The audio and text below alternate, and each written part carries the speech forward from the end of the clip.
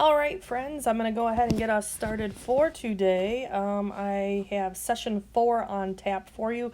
Yesterday, we went over session 3, which was a little more brainstorming for that perfect story idea, and we also recapped sessions 1 and 2. One thing I realized at now-ish, I just fixed it right before now.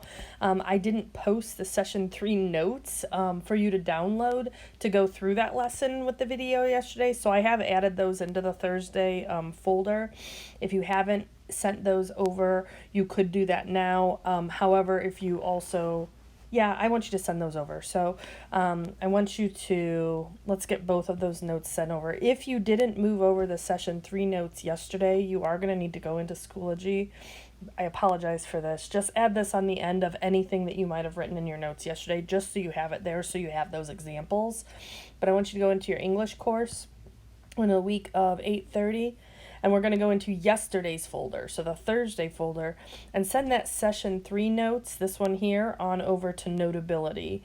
After you do that, come back into Schoology, go into this Friday folder, and get your session 4 notes, and send those to Notability. Okay, remember, you got to always pick the add to another note, and then click your narrative writing notes there too, okay?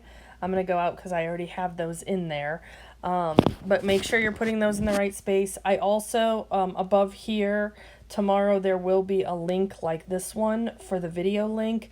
I just don't have it there yet because obviously I'm making the video right now. So going on out to Notability at this point in time, looking for my narrative writing unit. Here we go. We've got session 3 over here. Oops, that's session 3 that I added again, I think. Or there's session 4, thank you, my goodness. So here's session 4. It talks about telling the story from the narrator's point of view. This is what we're going to be talking about today. You've got to keep your point of view specific and focused, okay? You can't be talking about, we've talked already, I've mentioned a number of times already for you guys, you can't write the story about when you got a pea stuck up your nose when you were 3 months old because you don't actually remember that. You remember somebody else telling you that.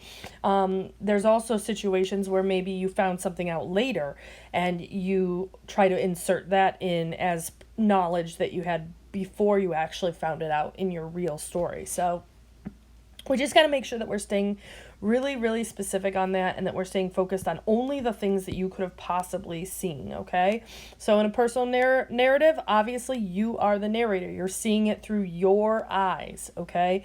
So it can only be what the narrator saw, heard, and felt in that actual moment. You can't do details that would have gone unnoticed at the time or that you didn't know yet. So here's an example.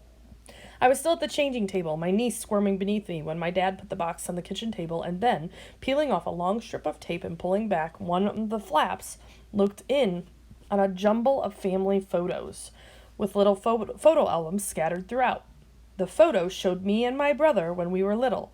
They were the ones he'd lost. I want you to think about this, guys.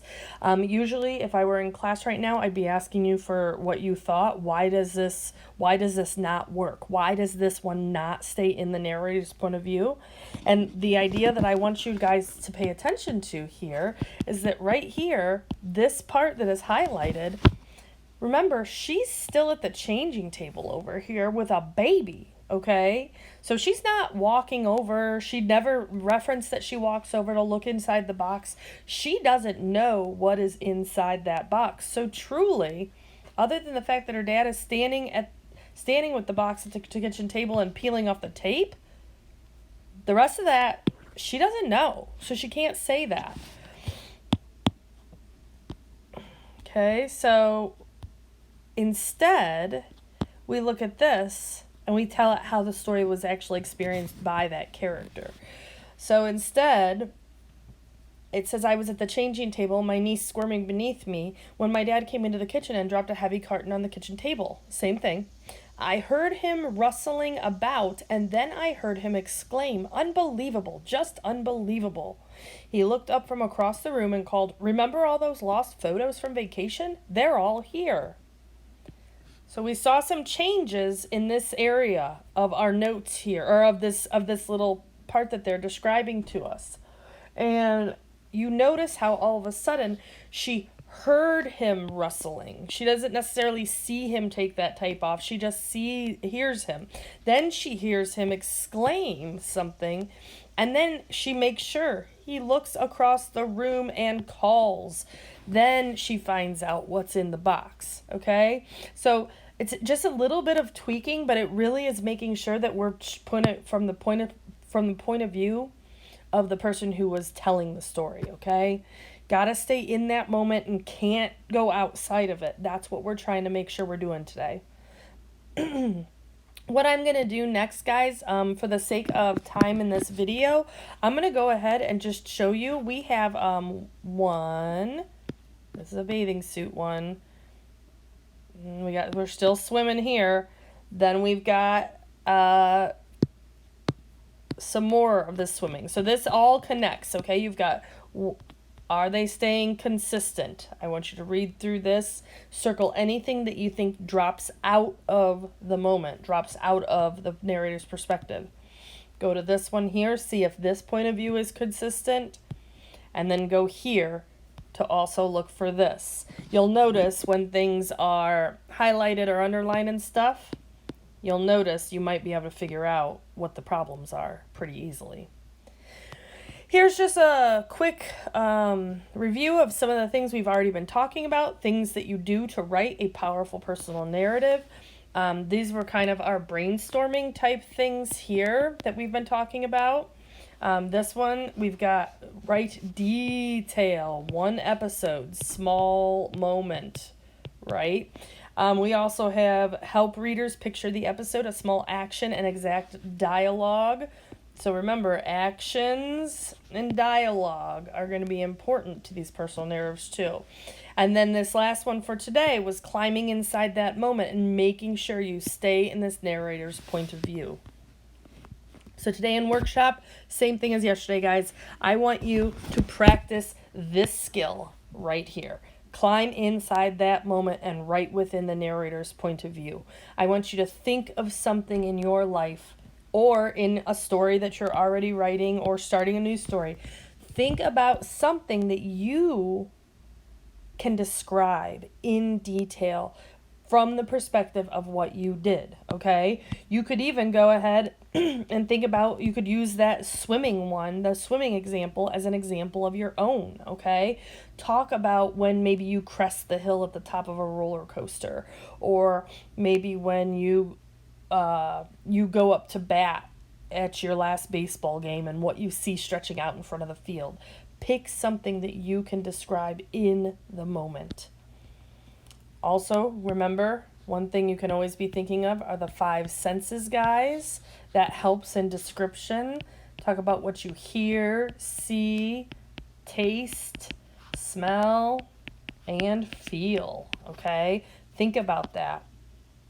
Right here, they're just reminding you guys, writers choose what they will and will not conclude. You got to be picky with your details, and they have to be precise. Precise details so you are painting the picture. Okay? That's what you guys are going to be working on today. I want you to spend some time in your workshop today to write a super detailed moment, and I want you to stay in narrator point of view. That's very important, guys. So make a note there on your own notes to remind yourself. Stay in the narrator point of view. Don't tell me things that you didn't actually know or experience in that moment that you're writing about. I also kept this on here, guys. Just keep this in mind. If you are writing along and you want to do a little spot check or whatever, these are some good questions to be asking yourself. You will see this list again, but I wanted to make sure we plugged it into our notes for today to just have something to keep in the back of our mind as we write and as we keep going over the things that we write. Okay?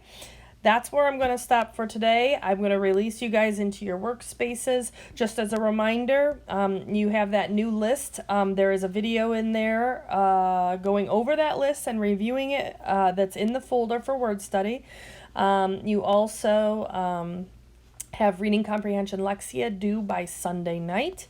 And I want to make sure that you get that small group work done with your goal planning by Friday night. Okay? There you go, guys. Good luck. Miss you. See you soon. Mwah. Love you. Bye.